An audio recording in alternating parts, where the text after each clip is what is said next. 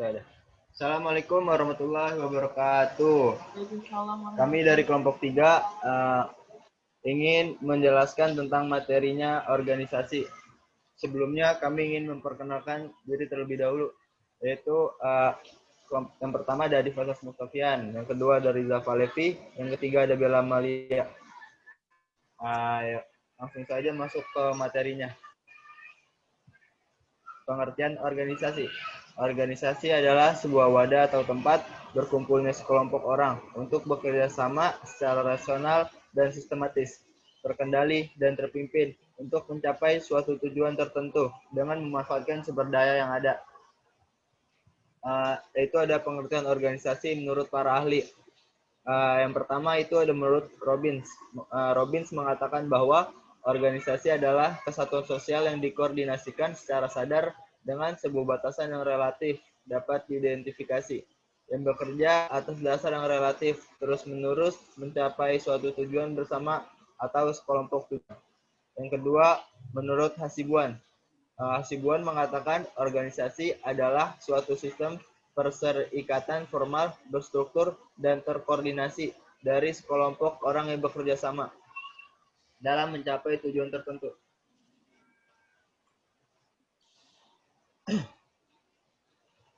Yaitu selanjutnya ada struktur organisasi menurut Herbert A. Simon, Donald W. Smithberg, dan Victor A. Thompson.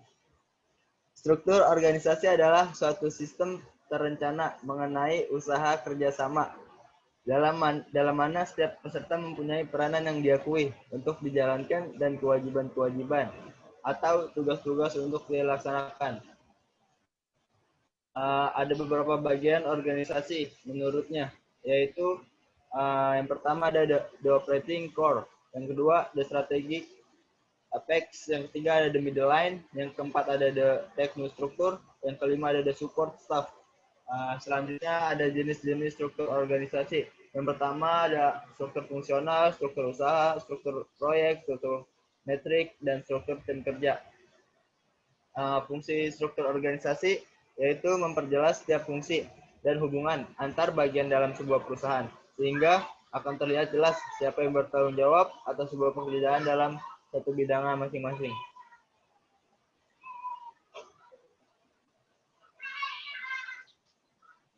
Selanjutnya pembagian kerja. Pembagian kerja atas dasar wilayah atau teritorial. Misalnya wilayah timur, barat, kecamatan, kabupaten, dan lain sebagainya.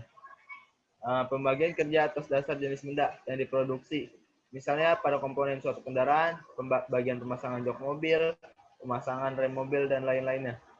Selanjutnya pembagian kerja atas dasar langganan yang dilayani.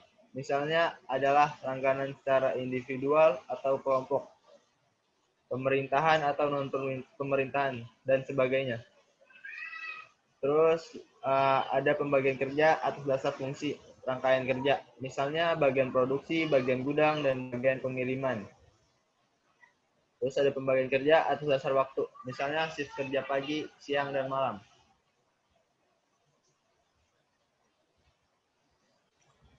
Ya, selanjutnya Bella Maria yang akan menjelaskan materi selanjutnya. Maaf, dibacain sama Riza Pahlevi dulu. Oke, pengertian departementalisasi.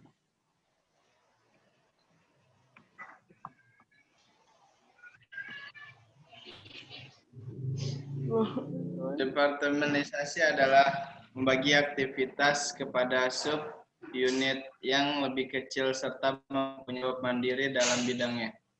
Proses ini akan menciptakan kerjasama yang terpadu antar bagian yang satu dengan yang lainnya.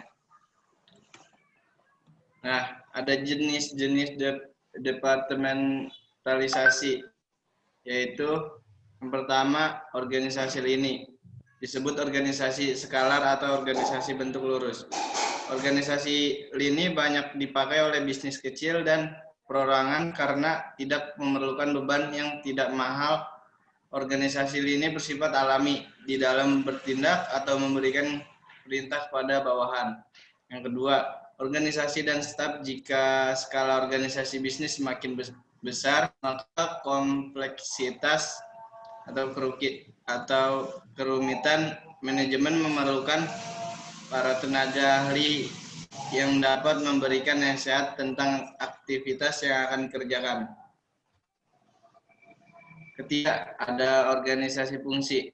Organisasi tersebut memerlukan organisasi fungsi wewenang kepada divisi akan dibatasi sesuai dengan divisinya atau fungsinya, dan hal ini berlaku di semua bidang.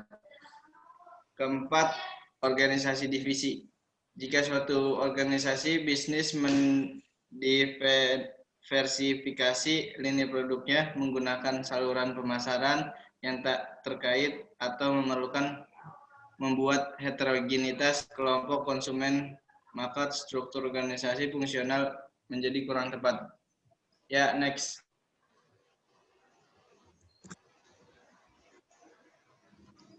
Pengertian koordinasi. Menurut G.R.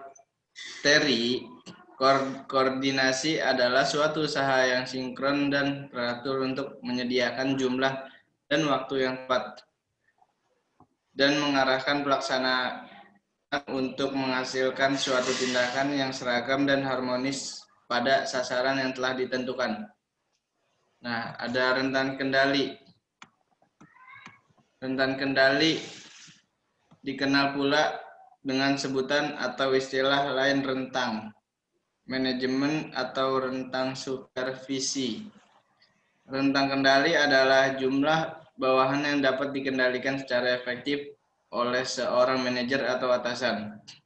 Rentang kendali adalah kemampuan manajer untuk melakukan koordinasi secara efektif yang sebagian besar tergantung jumlah bawahan yang melapor kepadanya. Next. Selanjutnya ada pengertian sentralisasi dan desentralisasi. Sentralisasi adalah memusatkan seluruh wewenang kepada sejumlah kecil manajer atau yang berada di posisi puncak pada suatu struktur organisasi.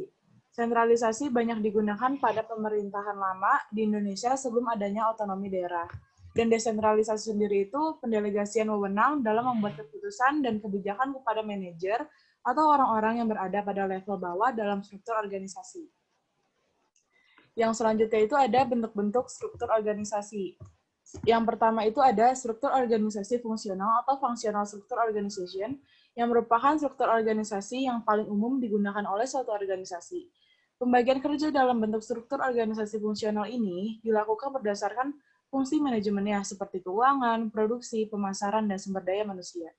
Dan ini berikut contoh bentuk struktur organisasi fungsional. Yang pertama itu jajarannya ada direktur, lalu diikuti dengan manajer SDM, manajer keuangan, manajer produksi, manajer pemasaran, dan manajer purchasing.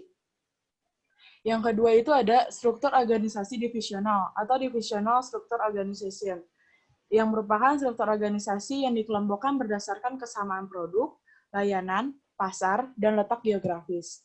Dan ini merupakan contoh bentuk struktur organisasi divisional. Yang pertama itu ada direktur utama, lalu diikuti dengan wakil direktur divisi komponen dan wakil direktur divisi perangkat. Di bawah wakil direktur divisi komponen itu ada manajer IC, manajer display, sama manajer baterai. Dan wakil direktur divisi perangkat itu ada manajer smartphone, manajer tablet PC, dan manajer laptop.